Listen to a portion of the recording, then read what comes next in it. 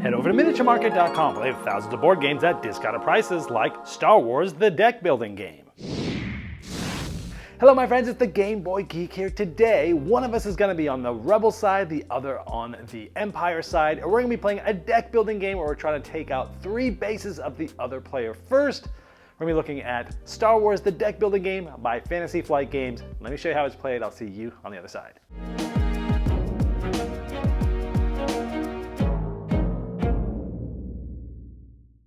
Star Wars the Deckbuilding Game is a 2-player head-to-head game where one player will play as the Rebels and the other as the Empire, and it's a race to be the first to destroy 3 bases of the other side. Each player will only have 1 base out at a time, and players are trying to deal damage to the other player's base, trying to get a certain amount of damage in order to destroy it.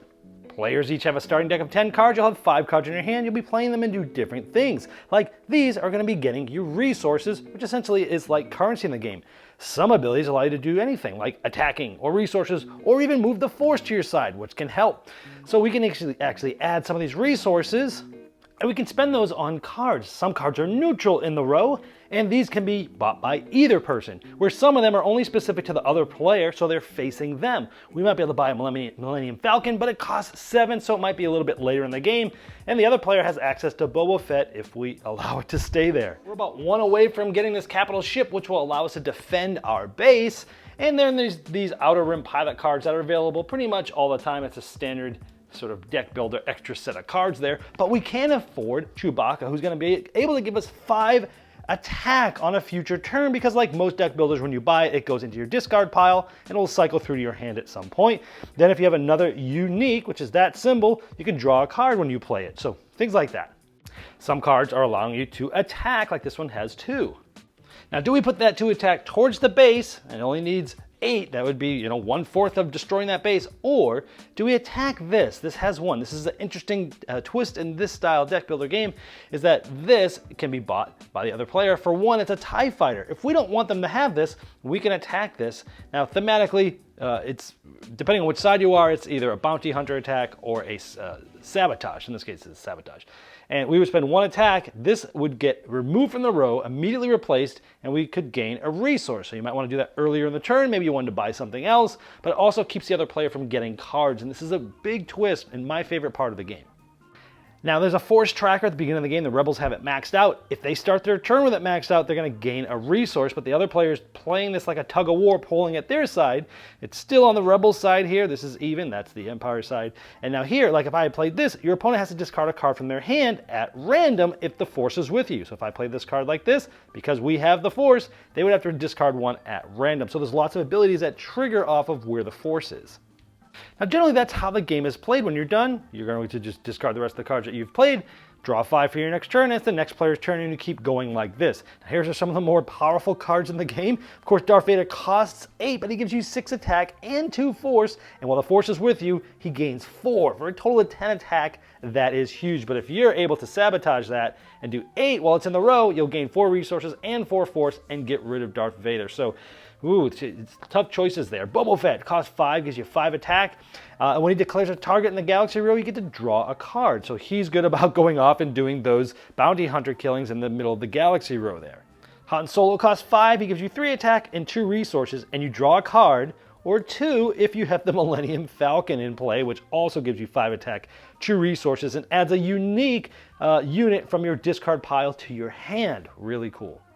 Princess Leia has one of my favorite abilities. She costs 6, but gives you everything. 2 attack, 2 resources, 2 force, and you can purchase a Rebel card from the Galaxy Row for free, and if the force is with you, you place that card on top of your deck. That might be my favorite ability in the entire game. There's also some great neutral cards as well. The Jawa Scavenger, you exile that, meaning get it out of the game completely, to purchase a card from the Galaxy discard pile as if it were in the Galaxy Row. So if something was, sabotaged or had a bounty hunter kill it from the Galaxy Row, you can get it back with this card, which is kind of cool. This one costs 5, it gives you 5 attack, and when this defeats a target in the middle Galaxy Row, you get to exile a card that's thinning out your deck. Now this one gives you great attack, but when you purchase it, you get to exile 1 or 2 cards if you have the force from your hand, again, thinning your deck out. And there's even neutral ships, like a capital ship. It has a strength of 4, it costs 4, but it gives you an attack and a resource. Every turn that it's out, it's giving you a resource, and it's defending. So you don't just need ships of your type, you can get capital ships that are neutral ships as well. That's pretty much how you play. The first to destroy 3 bases is the winner. All right, now before I get to my final thoughts, I want to let you know that if you like my content, there's now ways to get bonus content like first impression videos well before a review will come out, or for many games I don't even end up reviewing. You can even vote for which games get reviewed on the channel. You can also see me opening up packages and getting content earlier than everyone else. Well, if you like that, you can check it out at patreon.com/GameBoyGeek. All right, let me first just tell you sort of my lens that I'm looking at this through. Star Wars, I enjoy it quite a bit. I've seen all the movies. It's a very nostalgic thing for me. I remember standing in line with the Return of the Jedi movie back in the early 80s with my dad and my brothers, and I've seen all the movies. I like it. I enjoy it. I wouldn't call myself a Star Wars nut, but I definitely enjoy the IP here. Deck building is not a mechanism that I tend to love in games. So this is gonna be interesting where I'm not a big fan of deck builders, but I do like Star Wars, so let's see how this one plays out. Now let me tell you about the things I liked about it. I like that this is a confrontational race game. It is an in-your-face, back and forth, mano-a-mano, trying to destroy 3 bases first. The first one to do that wins, and I like that aspect of it. It feels different from just, hey, let's get a bunch of points the game then and see who wins, like typical deck building. So I like that they did something a little bit different here, sort of like, a Star Realms or a Shards of Infinity, things like that. But I like the race aspect of this. I like that you can purchase only your cards or your neutral side cards. And obviously it's thematic, but you get that random of the draws. Which ones are going to be coming out? Sometimes you'll be dealing with some randomness in any card game where it's like, there's a lot of their cards out there and there's maybe one neutral card, but I don't really want that one, and you might feel a little bit handcuffed. But I like that aspect because it really thematically makes sense, right? But mechanically it's cool too because, well, if there's not a good draw for you in that galaxy row, you can attack and remove the other side's cards, which is probably my favorite part of this game, and I think it's like the biggest twist in this deck builder for me, where it's like, I see that card that they clearly need right now, and I'm gonna use all my attack this round to go and take that thing out. It's gonna go in the galaxy row discard pile, which means if they get that Jawa, they're able to possibly get it back, but it's gonna take it out, right? And I like that aspect. It's such a cool thing where sometimes you always gotta decide, am I gonna play my attack on the capital ship that's out there, get through that so I can get to the base, or is this card more important to them right now? And I like that you're always weighing these things as to what things to spend your attack on. And the other thing is, you could have you might have a resource heavy turn. You're like, wow, there's really not a lot of good options out there for me for like 7 or 8, right? And you might go, well, let me just use my attack first and destroy this card in the row that's yours, and you get to immediately flip a card, and maybe a good card comes up for you, right? And I like that aspect. Or maybe after you do that, it's not the card you really wanted, you spend 1 to get the Jawa, right? I still got 7 left, flip up another one. You can kind of dig through that deck a little bit, and I like it. It's the best part of the game for sure. I like that the capital ships are sort of ongoing. You get these things, they go in your discard pile, they come through and they cycle through, they come out. They're defense, you gotta go through them first. Some of them give you resources at the beginning of every turn. That's cool, ongoing things, resources, ongoing defense. But if it gets destroyed, it goes in your discard pile. So it's gonna come back again. So it's really, if you have a lot of defense, you're gonna wanna thin your deck out. It's got the deck building aspects that people that like deck builders are gonna like, but it definitely has some twists to it. Now the base, the special abilities, that's cool too. I like that, you're like the one that I showed you in the thing, you get to put purchase cards on the top of your deck. Like that's a great base to have early in the game, right? So you're building this thing, as you're building your deck up, you're putting it right on the top of your deck, and I love that. And it was funny because as I was playing this the first time, I was like, like there's been so many deck builders that have done different things where like you're putting the cards right in your hand, you're putting your cards on the top of your deck, or like different things that speed up the deck building element that has made me like those types of deck builders better than standard deck builders. And I was like, I wonder why they didn't do something a little bit more modern. And then sure enough, it's in the ability of one of the things. So I was like, oh, that's kind of cool. But I like that. And I like that you can use the different ways of playing the game. You can use the secret bases where you're secretly selecting which 4 in your deck, or you can have a full galaxy, there, all 10 of them, and then when you lose a base, you get to select which of the 10. So you can see what the state of the game is, and you can see which card's going to help you out the most right now, and I like that. The base ability is a big thing. Kind of reminds me a little bit of the camps in Radlands, which is another sort of 2-player sort of deck building, thing, one against one, trying to get rid of the 3 camps. Very similar win condition. I wonder if that inspired this game at all. By the way, the game itself, designed by Caleb Grace, knows a thing or two about card games because he was a co-designer of Marvel Champions, which is a game that I really like and many people like. He also did a Lord of the Rings card game too, but he knows his card games for sure. I like the Force, how it's sort of a different tug of war where you're trying to keep that on your side. If you can keep it pinned, you're getting an extra resource, but if you keep it on your side, you're triggering different aspects or better versions of the abilities sometimes. I think that's cool too, and thematic obviously. And I like that the Galaxy deck is large. It's 90 cards. You'll only go through a portion of it in a single game. And it's obviously going to be easily expandable, I imagine. This is probably going to be a hit, I'm guessing, because it is a good game. And so I imagine there's going to be some expansions there. So what did I not like about it? Now, I gave you my lens coming in.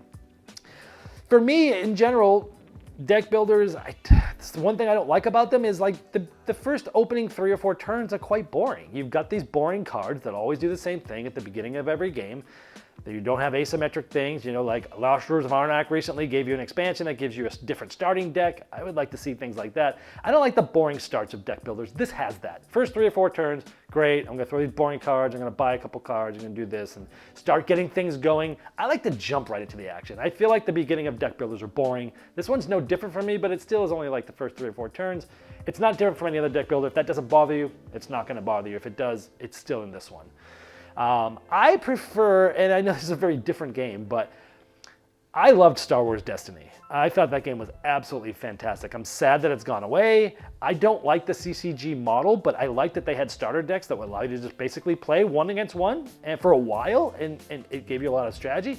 And if you bought some boosters, you could do drafts. I didn't like chasing cards and seeing what I got in things. I had gotten a bunch of cards and dice, and using one of the Rivals draft or one of those other Alliances drafts where you actually can draft your hand, that took that game from being like a really good game that you could like play just starter decks to like an amazing game. And I love that. I'm sad that it's kind of had its time and it's like no longer being supported. And I'm sad because I prefer that style card play. Like I mentioned, you've got a deck of cards, you're drawing a hand, and you're instantly got really awesome cards in your hand. Unlike deck builders where it takes a while to like get through the boring part of it, right? But I liked that aspect better. I like the timing of like you've got your cards, and almost like in like 1960 Making a President or Twilight Struggle, you're looking at your cards and you're making a plan of which order you have to play your cards in. And then there's like the timing of I'm gonna pass and press my luck a little bit because I want you to do something before I can play this card, but you might pass 2 and the round's over and you might save cards to next round. I feel like the hand management, the card play, and everything from Star Wars Destiny is more interesting than this. And not because the game was more interesting, it's the format. I like that style better than deck building, and that's my lens coming in here. It's not gonna make somebody like deck building. If you're a person that doesn't like deck building, you're not gonna like it, I don't think. Unless you're like absolute Star Wars nut, it might, but for me, I think it's great. I don't love deck builders, but I really enjoy this game. And that's saying a lot because most deck builders, I'm like, I won't even like, I don't know, I just don't like them.